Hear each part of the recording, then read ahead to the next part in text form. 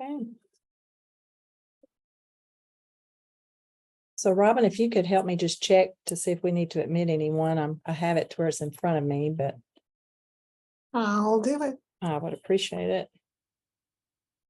I'm so excited to see everyone join us today for our webinar. And please know this is informal. If you have any questions as we go through this slide presentation, feel free to ask. We are recording so that we can share this information and post it to our website, as well as the PDF we will share. So thank you. And I'm glad I hope everyone's been safe from the weather. All right, so I'm going to go ahead and begin. This is our work-based learning experiential grant webinar that we're presenting today. And Dr. Robin McGill is working with me on this. And we hope that we have a lot of applications to review in this process. First of all, we're just going to go through our initiative, which is the All in Alabama statewide initiative that we developed to help retain our current and our former Alabama graduates in the state's workforce. We have had other work that we have done since this time of its implementation, and we're just going to share a few slides of what's been going on. On our website, you may have seen where we have our allinall.org website that we are also in the process of revamping and doing a little bit more to that hopefully by July you'll be able to see that. Our three elements of All in Alabama is retain, recall, and reengage. And of this part that we're doing is part of the retain efforts. Our recall is for those former students who have left us, and reengage, which is newly funded. We'll be starting, you'll hear more information about it shortly within the coming months. But retain is where we're focusing here as a follow-up to what we've been doing. And for our outreach efforts, we have done a lot of social media. We've had, as I said, the website. We have some All in Alabama swag that Robin was really great with working with some of our staff on developing that, as well as our social media in the Instagram. And we have some in Facebook and also LinkedIn. In LinkedIn, you'll see where there's been a lot of outreach efforts that we have done. Robin's had the opportunity to speak at several places this past year, and we're very grateful for all those opportunities that we received. So if you have any pieces of opportunity at your own institutions, we'll be welcoming that opportunity as well. So in this grant, we have our purpose and overview that I'm going to start with. Excuse me. We are opening this to our public universities and community technical colleges to develop a work-based experiential learning opportunity for the students, part of this initiative. We do ask that institutions submit only one proposal to this grant. We're trying to make sure that we have enough to spread the love, as we say, but if you have questions about this, feel free to ask, as we do understand sometimes there might be communication difficulty of knowing who is doing what, and we will try to work with you on that. So don't let that stop you from coming up with some innovative ideas, and just reach out to us about it. The All in Alabama initiative targets their current and former undergraduates. And so with this opportunity, we are wanting you to also incorporate your faculty, as well as your own career center people and prospective employers. So what are we asking of this specs, of the deliverables of this grant? Well, we are offering up to $5,000 to support that opportunity that you are going to develop, working with that career center staff, faculty, and students, in asking that you also reference the Alabama Workspace Learning Handbook. I'm going to give you, I believe, I'm going to put it in the chat, the link to that. It was telling me that I have some people in the waiting room. Do you see that, Robin? I apologize for having to stop for a moment. It won't let me do something when I have waiting room people. I think I let them all in already. Okay. I guess I had to tell them. There we go. Okay. And in this book, if you would use references to help us develop more of a streamline of our narrative when we're talking about it. We're trying to make sure a consistency exists with all the terminology. We've discussed this before at a lot of our events, how we're trying to be similar in what we say and mean when we use certain words in our discussions of work-based and experiential learning opportunities. We do ask that you develop new employer partnerships. I mean, you may have something that's already established with other groups, but we're wanting a little uniqueness in that maybe liberal arts, sciences, that's just an example. Maybe they have not been part of that. I think sometimes we probably have geared more of our efforts toward the STEM realm, and that's wonderful. And we want to continue to do so, but perhaps there are other avenues of opportunities that have not been explored. So we're asking you to consider different areas, because if it's something that we already realize has been traditionally incorporated, we will not consider that. We're wanting something new and unique and different for all of our students. However, the grantees must be affiliated with the campus unit. This is a standard request, such as an academic department, student professional organization, career services center, or other administrative office within the institution. So at this point, do you have any questions so far? We're not through the specs, but I just wanted to stop for a moment. I know I talk fast. I have one if you don't mind. Yes, please. Okay, so you said it because we have a program that's kind of modeled on the NSF REU, and it's mostly funded with internal funds, but this fits well with that. But it sounded like you wanted this to be a separate program from any existing programs. Is that correct? Robin, you want to? Yeah, I think the idea is that we wanted to create something new. Mhm. So if there are existing programs where you could create a new feature or bring in a new field and expand it beyond where it currently is, that could be welcome. I mean, without knowing all the specifics, I think we'd be maybe interested in having an offline conversation to find out what you're doing. But the goal is to create new partnerships. Okay, got it. Thank you. Anyone else? I think it clicked back when I had to click off. Okay. So as we had said, we do strongly encourage faculty and undergraduates to be involved in developing and establishing this opportunity. I think, and that's, to bring more of a collaboration across the different diverse areas that you may have at your institution. So just keep that in mind. These are elements that we're looking for as stronger points. And of this, we will be asking for a mid-year report and an end-year report, and those elements will be shared with you if you are actually awarded the grant. But keep in mind, I myself, I'm an IRE person, so we're really looking for something that we realize you may not have an end result at that moment, but something that has a potential assessment evaluation piece that can really show its strength. It's more than we're going to do this and we did it. It's something with a little more meat is what we're asking for. And so we are asking for you to develop an effective, efficient plan of action in conjunction with those employment partnerships. And of course, we do ask that you always meet the deadlines. We're trying to keep this together. You notice we do have 2 different rounds. So we understand the summer and how everyone's busy. So we try to take that into consideration. But in this grant, we have some ideas to share as well as some resources. And Dr. McGill, I'll let you take on from this point. Okay, thanks everyone. I'm glad there's so much interest. So one of the things you heard Dr. Dolan say was we're trying to provide some additional structure. And that structure, we want to involve some kind of academic unit, ideally, with faculty members directly involved, students involved, and employers involved, potentially career services or whoever manages your internship or work-based learning on your campus. And an important piece of the structure that we're looking for folks to become more familiar with and adapt to your campus context is the work-based learning definitions that have been developed by the Alabama Office of Apprenticeship. Now, they're called the Office of Apprenticeship, but they do a lot more than that. And they are kind of the clearinghouse for work-based learning in the state. So they recently published, I guess it was back at the beginning of May, this new handbook for 2023 on what is work-based learning, giving different typologies of work-based learning.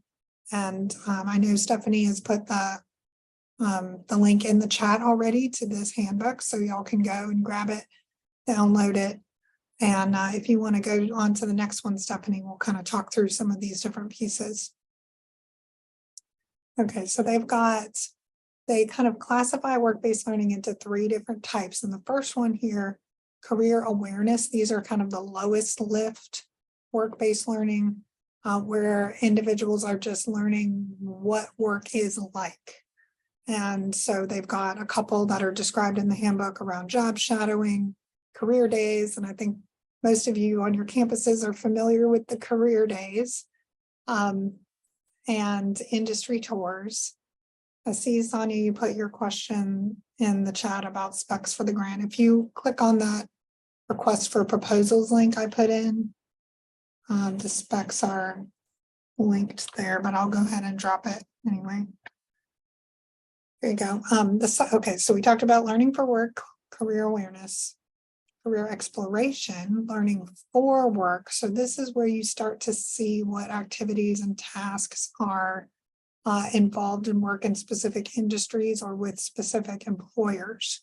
But students would not yet be doing work that produces a product.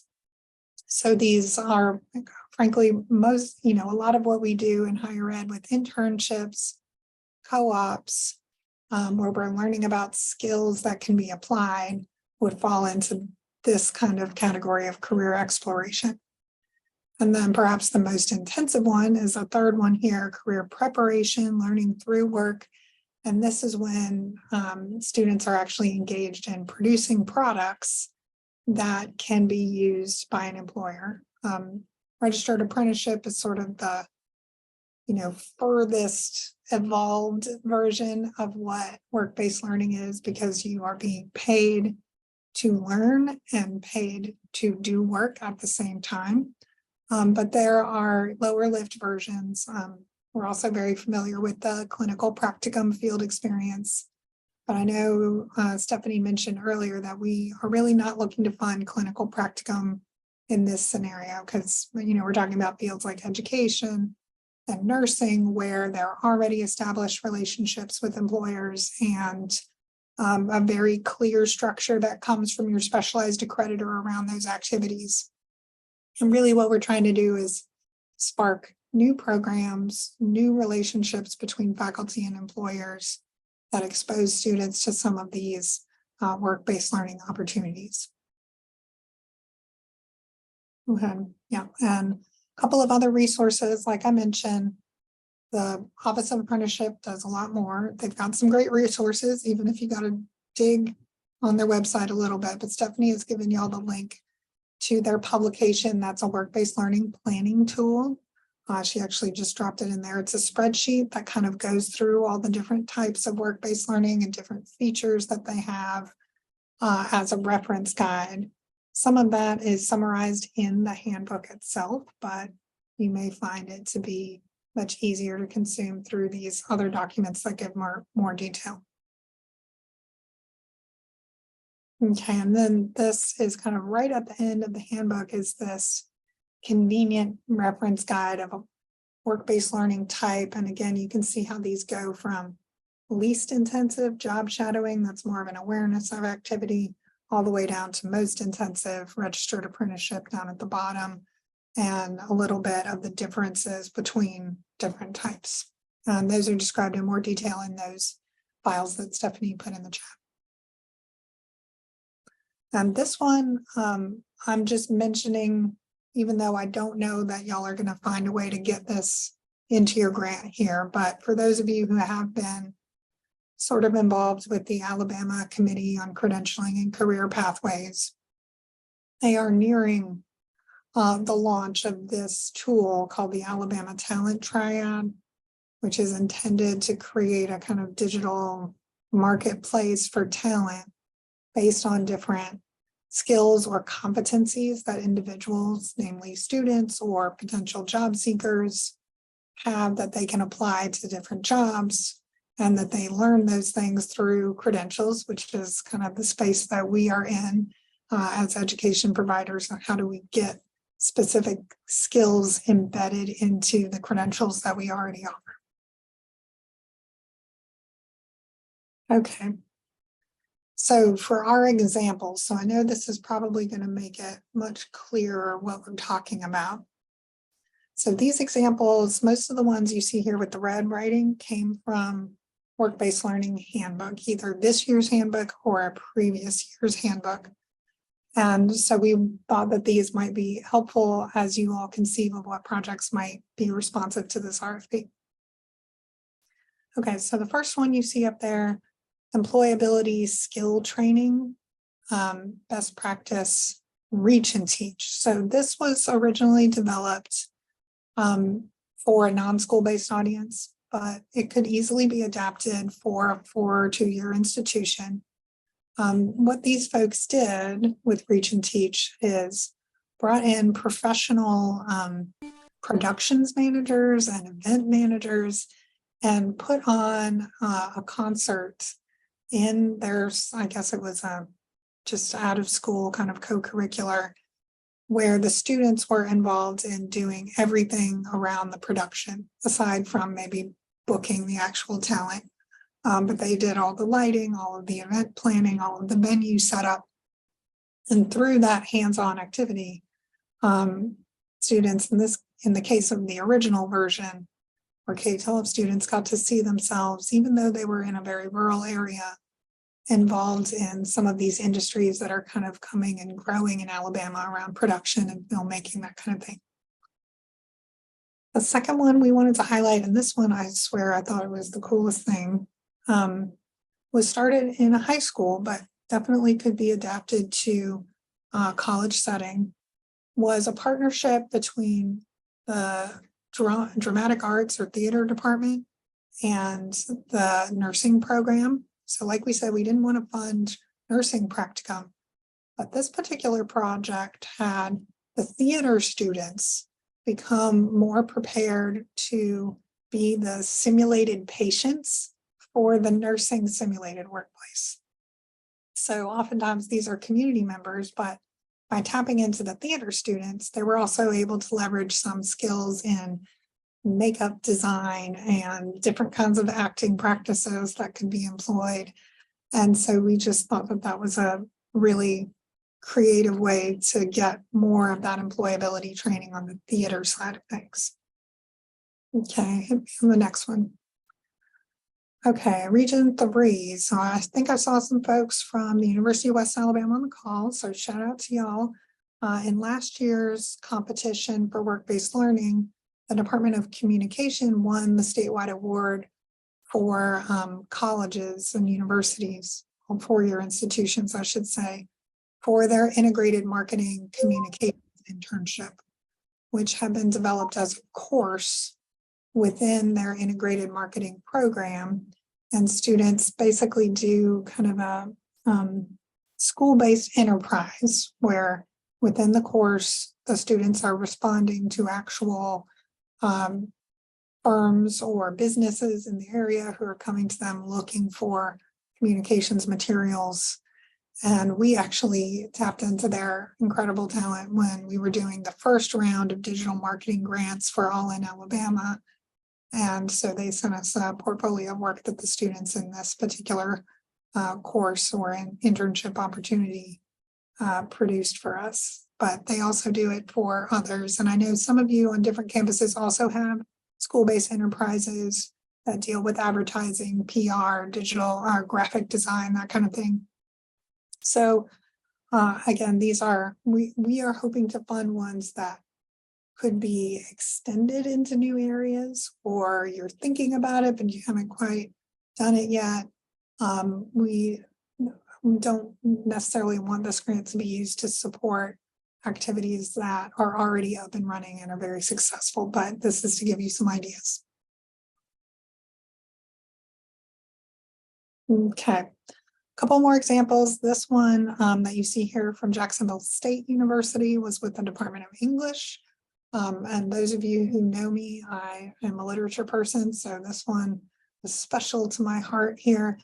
The Department of English at JSU had a course on social media strategy And within that course, their students were responsible for doing portfolio pieces, and they also responded to AIC's RFP for digital marketing and produced a social media plan for us. And then one of their students, who appears on the slide, Courtney Ray, ended up interning with us in the spring to help us get our Instagram up and going. And all of that came out of a technical writing expertise within the English department. Next one, another from Jacksonville State. This was featured in the work-based learning for the previous year's handbook, was out of the applied engineering department. Faculty member there was Dana Inglesby. And so she and her department faculty had come up with a program for their students to be ambassadors, both ambassadors to potential students, but also to employers, letting the employers know how their program works, what kind of expertise they have, creating internship relationships.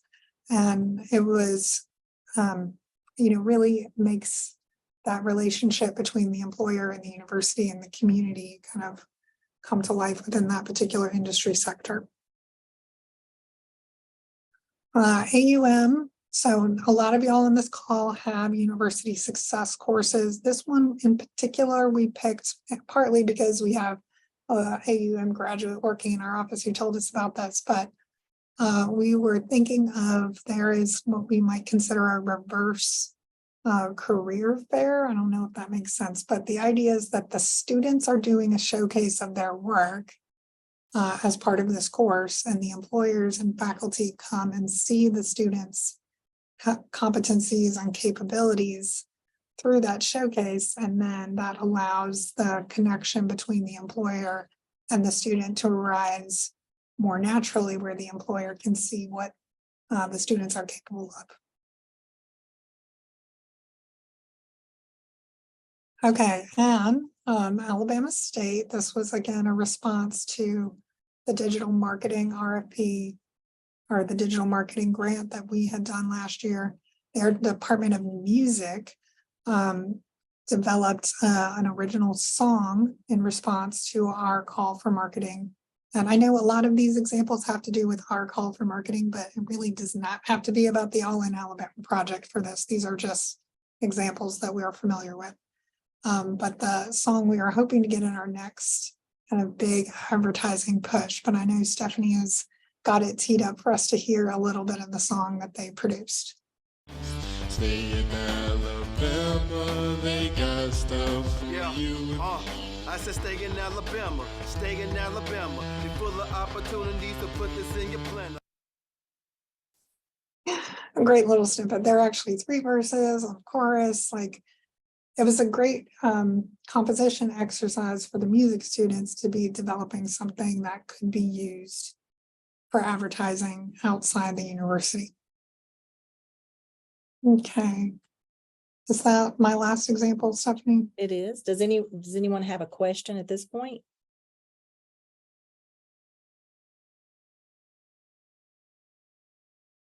We wanted to just give you a few examples to get your brainstorming going, but we did not want to box you in. This is all about just something that you think would best fit with your institution and your region, but just to give you an idea of some things we had come across. I will say we do have a few suggested elements to incorporate. It doesn't have to be all, but at least to consider as you are writing your outcome elements. So we do ask for clear objectives that ensure participants understand the intended outcomes and encourage that active engagement. To also think about that continuous relationship, even that would exist beyond this grant, among those people that you're including, your staff, your faculty, and your students, and the partnerships with employers. And I apologize for that strange space that just appeared. Evidence of clear exploration and preparation to cultivate that self-awareness, personal growth, and the relevance for the participants of the grant. And the assessment of the student learning that aligns with employer expectations. It's really important, something to consider. As well as that well-defined evaluation of the program.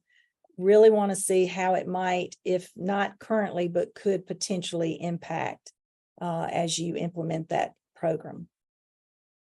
So of the proposal structure and grant funds, we did ask that you name the administrative campus and primary contact of your institution, that the scope of the work and the proposed results with assessment measures are clearly given, with a description of how your undergraduate students, faculty, employers will be engaged with the design and the production of these opportunities, as well as the budget. You know, we want direct, not indirect expenses, such as faculty staff stipends, your undergraduate student stipends, the curricula that's of that proposal, as well as material subscriptions that may be necessary to make sure it happens. Maybe you have promotional items and events that you would want to incorporate, as well as advertising placement and other vendor fees, travel. And of course, you might have something we have not listed. Just make sure that you have it clearly defined so we can make those proper decisions. Do you have any questions at this point?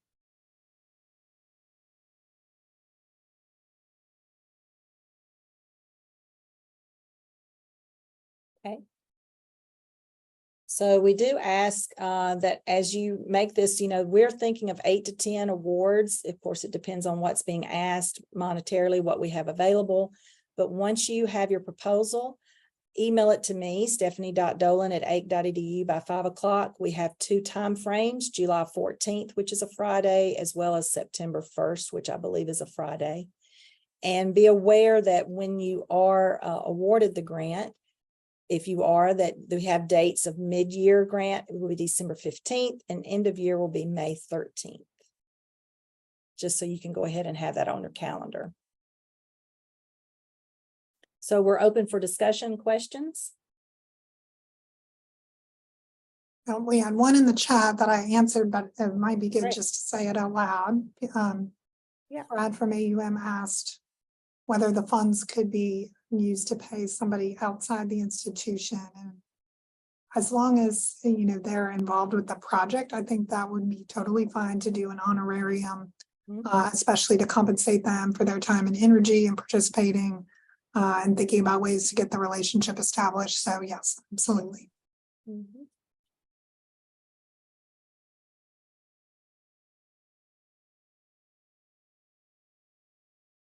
We're open for questions. I see a lot of, you know, people who've got their pictures up. And of course, as you dive into this deeper, you may have some more questions. Please feel free to email and ask either one of us anything you may have pertaining to this. And I'll say one thing about the budget. I know we breezed through that a little bit quickly, but the maximum is $5,000.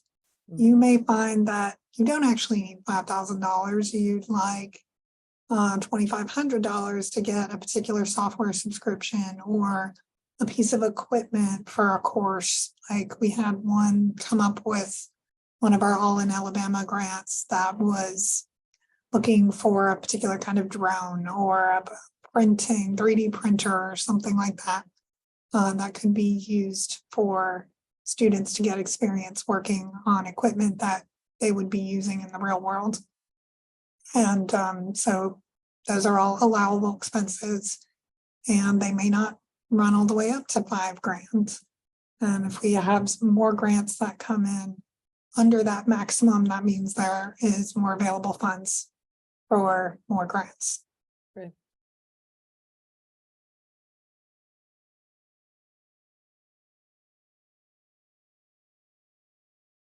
Yes, this recording will be posted to our website. And let me go ahead and I'm going to drop the PDF, which will also be posted of today's presentation. So you can just have those slides if you want to go back through and review. Right, and the recording will be posted on the webinar page of our website. So in case you're not familiar with that, if you go to AIC's homepage, there's a tab that says events, click on events, and webinars are one of those events. Yeah, I'm trying to get it to pull and I'll put that in. Okay, and I think we'll probably send around a follow-up email to everybody who was on the call. Yes. That way you'll have links in case you need them. Well, we really appreciate everyone's time, and we look forward to all of the applications that we will receive. We're excited. All right. Thanks, everybody. Have a great rest of your day. Thank you. Bye-bye. Bye.